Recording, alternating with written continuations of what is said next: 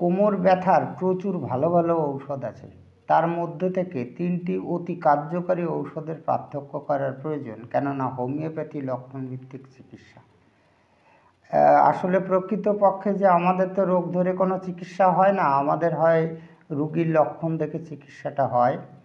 তো আরেকটি বিশেষ কথা হচ্ছে যে বিভিন্ন ডক্টরবাবুরা দেখেছেন, ভালো ভালো ডক্টরবাবুরা দেখেছেন যে কয়েকটি ঔষধ, কিছু কিছু ঔষধ আছে কোনো রোগের পক্ষে ভালো কাজ করে, যেমন বারবেরিস ভালগারিসটা আমাদের কিডনি পাথরের জন্য কিন্তু খুবই কাজ করে। ঠিক তদ্রূপভাবে কোমর ব্যথার জন্য আমাদের এরকম ভালো ভালো ডক্টরবাবুরা দেখেছে অনেক ভালো ভালো ঔষধ আছে। তো এখানে তো সমস্ত ঔষধের পার্থক্যগুলো তুলে ধরা সম্ভব হবে না। তো আজকের ভিডিওতে ব্রায়োনিয়াল বা রাস্টাক্স ও সিমিসিফিউগা এই ৩টি ঔষধের ৮টি তুলনামূলক পার্থক্য আপনাদের সামনে এমনভাবে ব্যাখ্যা করে শোনাবো যাতে সঠিক ঔষধ নির্বাচনের মাধ্যমে রোগীকে আরোগ্য করা যায়। ভিডিওটি ভালো লাগলে লাইক, কমেন্ট, শেয়ার করবেন এবং আপনি যদি এই চ্যানেলে নতুন এসে থাকেন তাহলে চ্যানেলটিকে সাবস্ক্রাইব করে রাখবেন পরবর্তীতে নতুন ভিডিওর নোটিফিকেশন সবার আগে পাওয়ার জন্য।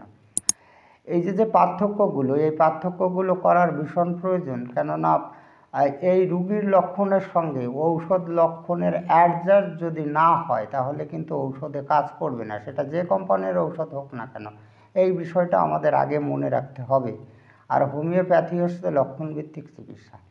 এবার আমি এই ৩টি ঔষধের একেবারে ৮টি পার্থক্য আপনাদের সামনে সুন্দর ভাষায়, সহজ ভাষায় ব্যাখ্যা করে শোনাবো।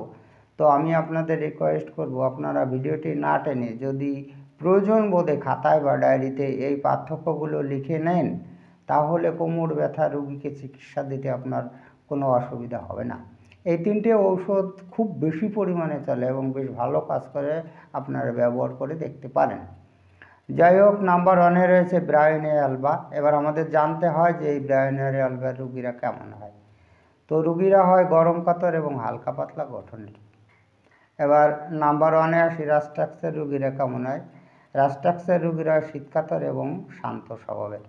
অন্যদিকে সিমিসিফিউগায় আসি, নাম্বার 1-এ আছে সিমিসিফিউগার রুগীরা হয় শীতকাতর এবং বেতো ধাতুর। বেতো ধাতুর রুগীদের কিছু বৈশিষ্ট্য থাকে, এদের প্রায় বাতের সমস্যা হয় এবং এই ধাতুর রুগীদের অন্য বিশেষ কোনো রোগ ব্যাধিতে আক্রান্ত হয় না।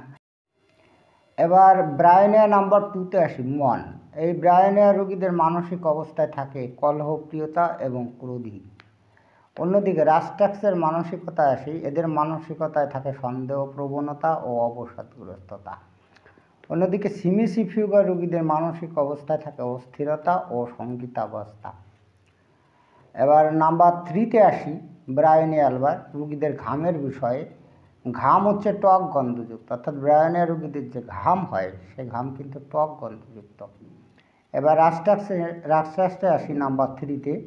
প্রচুর ঘাম হয়, কিন্তু এই ঘাম হয় মুখমণ্ডল ছাড়া অন্য অঙ্গে হয়। মুখমণ্ডলের দিকে ঘাম হয় না, সমস্ত শরীরে প্রচুর ঘাম হয়। এবার নাম্বার 3-তে আসি, সিমিসিফিউগার ক্ষেত্রে ঘাম কম হয় এবং সেই ঘামে কিন্তু অপ্রীতিকর গন্ধ থাকে। এবার নাম্বার 4-এ আসি, ইচ্ছা। ব্রায়োনিয়ার ক্ষেত্রে এই ব্রায়োনিয়া রোগীদের কিন্তু ঠান্ডা পানীয় এবং কফি পানের ইচ্ছা প্রকাশ করে। এবার নাম্বার 4-এ আসি, রাস্টাক্সের রোগীদের কিন্তু দুধ পানের ইচ্ছা করে। রাস্টাক্সের রোগীরা ভালো দুধ খেতে পছন্দ করে। এবার নাম্বার 4-এ আসি, সিমিসিফিউগার রোগীদের কিন্তু বিশেষ কিছুতে ইচ্ছা নেই, অর্থাৎ খাবার দাবারের কোনো ইচ্ছা বা অনিচ্ছা এই সিমিসিফিউগার রোগীদের ক্ষেত্রে দেখা যায় না। নাম্বার 5-এ আসি, ব্রায়োনিয়ার ক্ষেত্রে।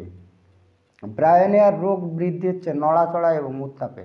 নড়াচড়া করলেও বাড়ে এবং উত্তাপেও বাড়ে। এবার রাস্টাক্সে আসি নাম্বার 5-এ, বিশ্রামে এবং বর্ষায় কিন্তু রোগ ব্যাধি বাড়ে। এবার নাম্বার 5-এ আসি, সিমিসিফিউগায় বৃদ্ধি হচ্ছে স্পর্শে আর হচ্ছে শীতল বায়ুতে, অর্থাৎ সিমিসিফিউগার রোগ ব্যাধিগুলো এই ব্যথা যন্ত্রণাও স্পর্শেও বাড়ে, শীতল বায়ুতেও বাড়ে। এবার নাম্বার 6-এ আসি, ব্রায়োনিয়া রোগীদের একটি বিশেষ লক্ষণ বেদনার প্রকৃতি। নেচার অফ পেইনটা হচ্ছে সূচ ফোটানোর মতো। এই ব্রায়োনিয়া অ্যালবার রোগীদের যে ব্যথা যন্ত্রণা হয় তার প্রকৃতি সূচ ফোটানোর মতো। এবার নাম্বার 6-এ আসি, রাস্টাক্সের রোগীদের বেদনা হচ্ছে কামড়ানোর মতো। এবার নাম্বার 6-এ আসি, সিমিসিফিউগার রোগীদের ক্ষেত্রে বেদনা আড়াআড়িভাবে চলে। এদের বেদনার প্রকৃতিটাই হচ্ছে এরকম আড়াআড়ি, মানে কোনাকুনিভাবে বেদনা চলে।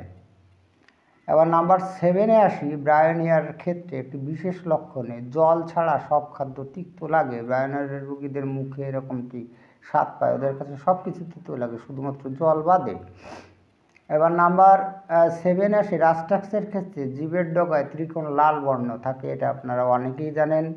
এবার নাম্বার 7-এ আসি। সিমিসি ফিউগার ক্ষেত্রে এক বিষয় হতে অন্য বিষয় প্রবল বাচালতা।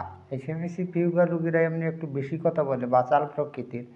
তো যে বিষয় নিয়ে কথা বলতে শুরু করেছে, কিছুক্ষণ পরে সেই বিষয় ত্যাগ করে অন্য বিষয়ে চলে যায় এবং প্রবল বাচালতা লক্ষণ প্রকাশ পায়।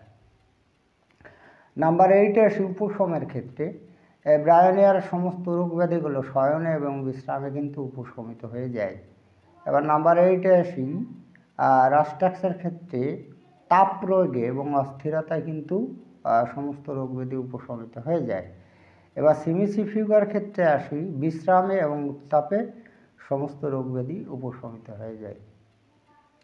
এবার ব্রায়োনিয়া সম্পর্কে যদি আপনি আরও বিস্তারিত তথ্য জানতে চান, তাহলে এই চ্যানেলের 124 নং ভিডিও, রাস্টাক্স সম্পর্কে যদি জানতে চান 126 নং ভিডিও, এবং সিমিসি ফিউগার এসিমুসা সম্পর্কে বিস্তারিত তথ্য জানতে চান, তাহলে 249 নং ভিডিওটি দেখতে পারেন। এবার আপনি ওই ভিডিওতে যাবেন কীভাবে? যদি আপনি ওই ভিডিওতে গিয়ে ভিডিও দেখতে চান, তাহলে এই চ্যানেলের যেখানে হোমিও ইন নাম্বারস লেখা আছে, আপনি সেখানে যদি টাচ করেন, তাহলে এই পেজটি ওপেন হয়ে যাবে। এবার এই পেজের নিচের দিকে দেখুন যেখানে ভিডিও লেখা রয়েছে, আপনি সেখানে যদি টাচ করেন, তাহলে এই চ্যানেলে যতগুলো ভিডিও আপলোড দেওয়া হয়েছে আপনাকে উপর নিচে দেখিয়ে দেবে। আপনি টেনে নিচের দিকে গিয়ে 124 নংয়ে টাচ করলে ব্রায়োনিয়া আলবা, 126 নংয়ে টাচ করলে রাস্টাক্স এবং 249 নংয়ে টাচ করলে সিমিসি ফিউগার এসিমুসার ভিডিও ওপেন হয়ে যাবে। যাই হোক, আজকে এই পর্যন্তই। খুব তাড়াতাড়ি ফিরে আসবো নতুন গুরুত্বপূর্ণ বিষয়বস্তুর ভিডিও নিয়ে। দেখা হচ্ছে নেক্সট ভিডিওতে। ততক্ষণ আপনারা ভালো ও সুস্থ থাকুন। জয় হ্যানিম্যান, জয় হোমিওপ্যাথ।